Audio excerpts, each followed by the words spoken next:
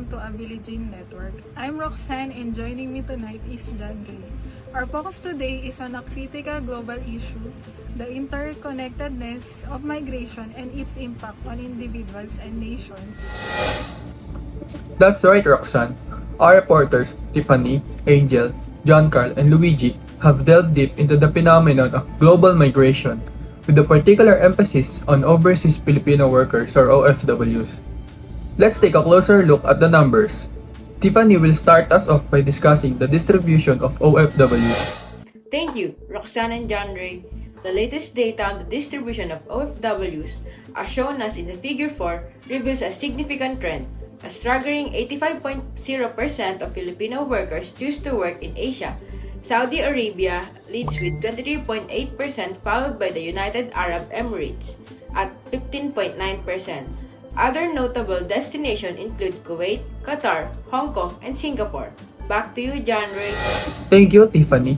Those statistics are indeed eye-opening. Now, let's move on into the decoding phase. Let's hear it from Angel. Absolutely, John Ray. The high percentage of Filipino workers in Asia suggests a strong inclination towards opportunities in the region, possibly driven by economic prospect and cultural familiarity. Followed by John Carl. Thank you, Angel. Many Filipino workers may choose Asia due to proximity, cultural similarities, and robust job markets in countries like Saudi Arabia, the United Arab Emirates, and Singapore. The statistics indicate a concentration of Filipino workers in Asia, highlighting the region's significance as a preferred destination for employment opportunities. Back to you, Roxanne. Thank you, Luigi. Interesting insights there. Now, let's explore the economic impact of international migration on our country, Luigi. Thank you, Roxanne. The economic impact of international migration is substantial. Remittances from OFWs plays a crucial role in our economy, contributing significantly to the country's foreign exchange reserves. However, we must also consider challenges such as brain drain, where skilled workers leaving the country can impact our domestic industries. John Ray. A complex issue indeed, Luigi. Let's continue our exploration. Miss Tiffany? That's right, John Ray. In addition to remittances, international migration facilitates skill acquisition and global networking. Filipino workers often gain valuable experience abroad, bringing back enhanced skills that can contribute to our country's development. However, we should also consider potential challenges such as a strain of families and social fabric when individuals are separated from their loved ones for extended periods. Thank you, Roxanne and John Ray. Tonight we delve in the complex web of global migration, particularly focusing on the experience of Filipino OFWs. It's evident that the movement of people has far-reaching effects, both on the individuals involved and the economies of nations. Thank you for joining us tonight. This has been Ability Network. I'm John Ray. And I'm Roxanne. Stay informed, stay connected. Good night.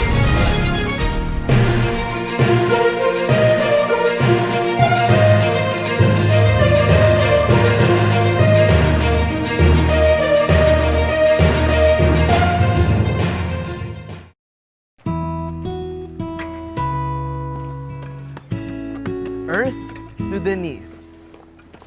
Uy, thanks, Bes. Teka, bakit? Ayaw mo ba? Uy, hindi naman. Feeling ko lang kasi parang medyo koto na ako sa tamis for today. Pero thank you, Bes, Hi. Beso. Sana ako din. Alam mo ba, kahapon nga meron pang marching band na proposal na ganap eh. Ang sweet, no? Sus, kung Spotify na lang nila yung libre pa. Ay naku, Julia, napaka-hater mo talaga. Wala nagkakagusto sa'yo eh. Alam mo, Bes, it's our senior year. So dapat all or nothing na. If I were you then, I would ask out na this Mr. Dream Girl of your life na 4 years mo na hinihintay, 4 long years, Bes. Hanggang saan ka pa ba maghihintay? Mamaya taken na yun. Di pa siya taken. Uy, ano? Perfect pa din. Aww! Ang cute-cute talaga ng best friend ko. Super sweet! Kaya alam mo, best, you have to promise me na this year, hindi next year, hindi next year, this year, this Valentine's Day, you would ask her out. Okay? Pinky promise! Pinky promise na! Oo, ito. Pinky promise. I Promise will. na yan, ha? Oo, I will promise. Buti na nga lang din nandito siya eh. Oh, hindi talaga? Nasaan? Yun! Siya ba yun? Siya yun Hindi doon. kasi ano ka ba? Hindi. Uy, sino? Sino ba?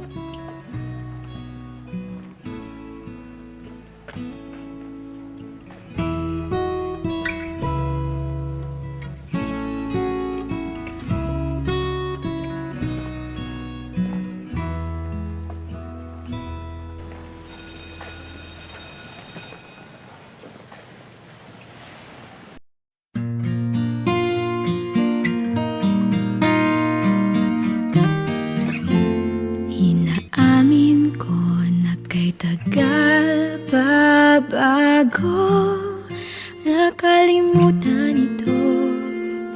Muntik nang nasanay ako sa aking pag-iisa,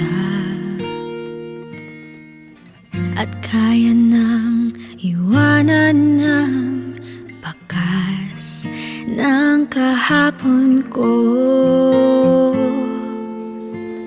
Tuloy pa rin ang awit ng buhay ko, nagbago man ang himig ng puso mo. Handa akong hamunin ang aking mundo, pagkatuloy pa rin. Welcome change with the new Burger McDo.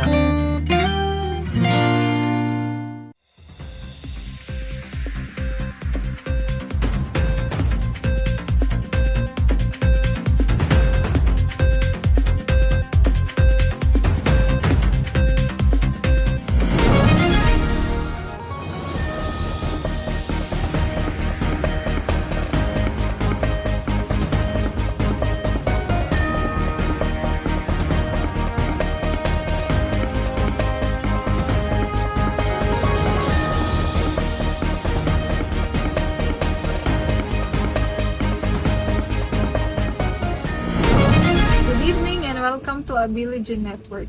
I'm Roxanne alongside John Ray.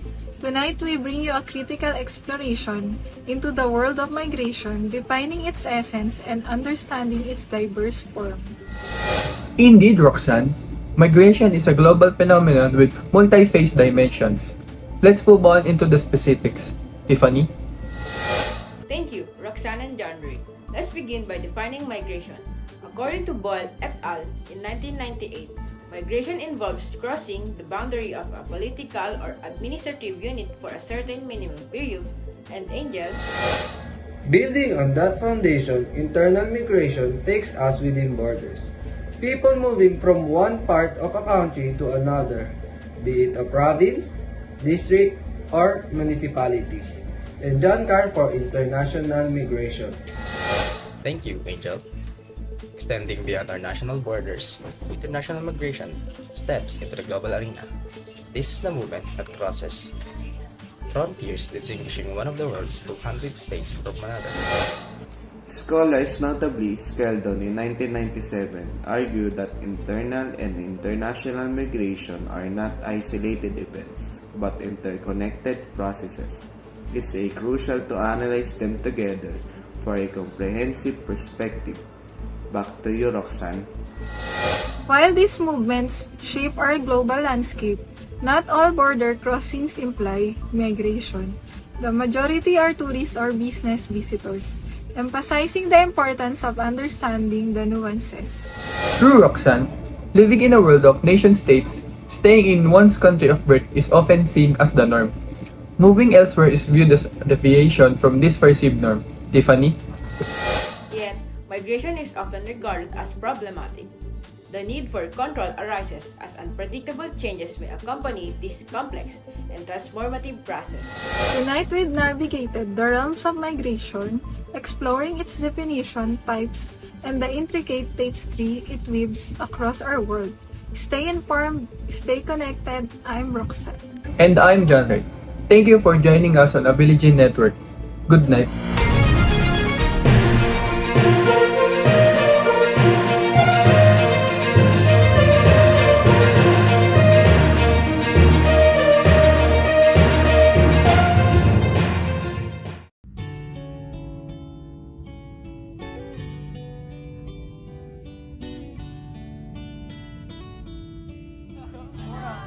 Okay, akit na, akit na. O yung mga bag nyo, pakiayos.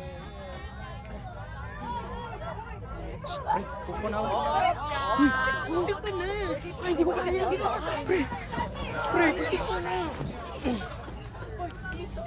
Upo na kayo.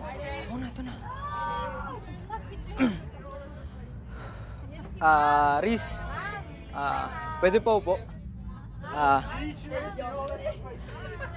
Pwede po po, Riz. Dito bakante pa, may bag. Okay lang. Ano yung bag mo? Upo na, upo na, upo na. Thanks. Alvarez. Upo na kayo, upo na kayo. Exciting, no?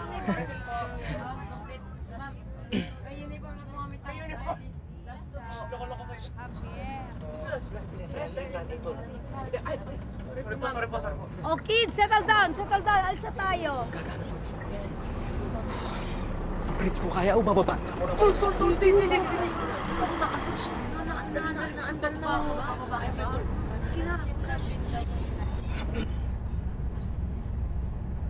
Uy, Riz, may joke ako. Maganda to. Ikaw ba yun? Siguraduhin mo lang yung mga jokes mo, ha? Oo, chill ka lang. Promise, benta to.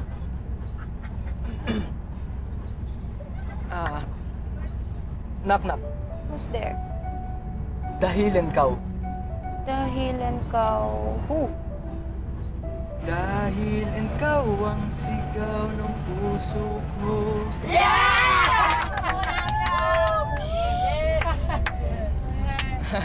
Ay, mama.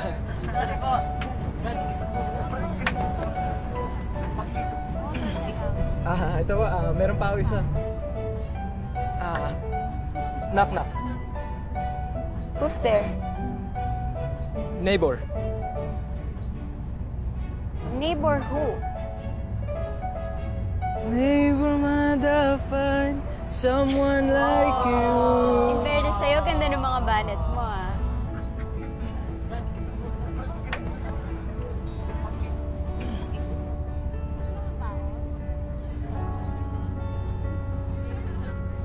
Riz, ito talaga yung pang main event.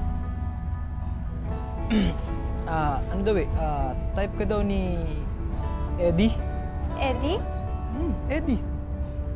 Eddie who?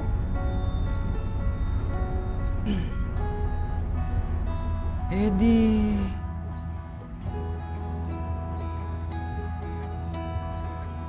Ako?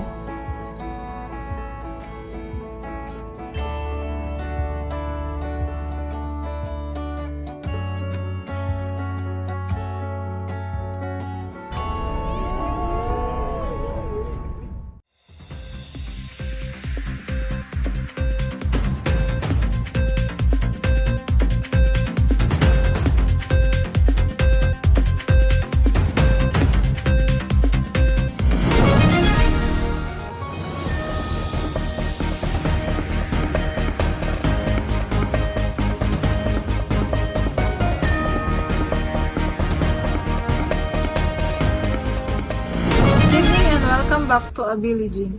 I'm Roxanne alongside Ray. Today we bring you a detailed exploration into the diverse world of international migration, focusing on the categorization of migrants based on causes and the volume of their movement. Let's dive right in. International migrants find themselves in various categories, each driven by unique causes. Tiffany? Thank you, Ray. Temporary labor migrants, for instance, migrate for a limited period, often motivated by the desire to work and support their families back home. Angel? Highly skilled and business migrants, on the other hand, include professionals like managers and technicians moving within the labor markets of transitional corporations and international organizations. Irregular migrants, also known as undocumented or illegal migrants, enter a country in search of employment without the necessary documents and permits. Refugees flee their home countries due to a well-founded fear of persecution based on race, religion, nationality, membership in a particular social group or political opinion. Asylum seekers, meanwhile, cross borders in search of protection, adding another layer to the complexity of migration. Environmental migration, in a broader sense, includes those forced to move due to environmental catastrophes or development projects. Family members, often called family reunion or family reunification migrants, relocate to be with their loved ones. Return migrants are those who return to their countries of origin after spending a period abroad. The motivations behind migration are as diverse as the categories themselves. Disparities in level of income, differences of demographic patterns, and the pursuit of social well-being are among the key factors. According to neoclassical economic theory, the primary cause is often individuals seeking to maximize their income by moving from low-wage to high-wage economies. Importantly, migration decisions aren't just individual choices. They often represent family strategies to maximize income and survival chances. Now, let's turn our attention to the volume of contemporary migration. United Nations figures reveal a significant growth in the global migration stock from 75 million in 1965 to 120 million in 1990. Although the annual growth rate increased from 1.9% to 2.6% from 1985 to 1990, international migrants remain a relatively small minority globally.